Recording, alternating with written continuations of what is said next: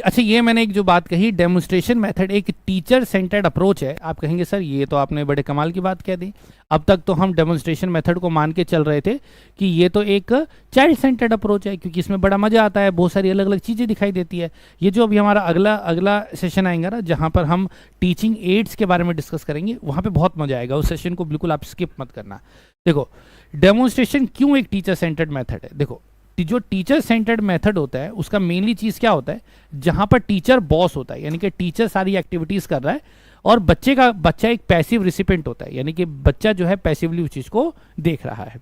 ठीक है, तो डेमोन्स्ट्रेशन में क्या होता है कि डेमो कर कौन रहा होता है, टीचर उसको डेमोन्स्ट्रेट कर रहा होता है और बच्चे क्या कर रहे होते हैं, उसको देख रहे होते हैं। हाँ, ये बात बिल्कुल सही है कि डेमोन्स्ट्रेशन मेथड के अंदर जब कोई बातचीत हो रही होती है तो बच्चे की चीज़ें वो ज़्यादा अच्छे तरीके से क्लियर होती हैं।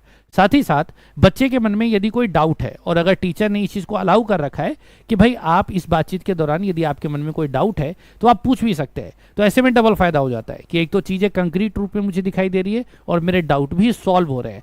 लेकिन इसका ये कतई मतलब नहीं है कि ये मेथड एक चाइल्ड सेंटर्ड मेथड हो जाएगा। नहीं, ये एक टीचर सेंटर्ड मेथड है, क्योंकि यहाँ पर काम करने वाला व्यक्ति कौन है, यहाँ पर काम करने वाला व्यक्ति एक टीचर है। या फिर हो सकता है कि क्लास का कोई एक बच्चा उसको डेमोन्स्ट्रेट कर रहा हो, लेकिन मेरी क्लास में तो 40 बच्चे हैं और 40 के 40 बच्चे इन्वॉल्व होने चाहिए, उस काम को करने चाहिए। तो इसके लिए एक्सपेरिमेंटेशन होता है कि जो काम आप डेमोन्स्ट्रेट कर रहे हैं, एक बार आपने बता दिया, बच्चे अगर खुद कर रहे हैं, एक्सपेरिमेंट कर रहे हैं, तब जाकर के हम कहेंगे कि एक चाइल्ड सेंटर्ड मेथड है। बहुत क्रिटिकल चीज़ें हैं और पेपर में इन्हीं बेसिस पर बहुत ईजी क्वेश्चंस आते हैं और हमसे गलत हो जाते हैं।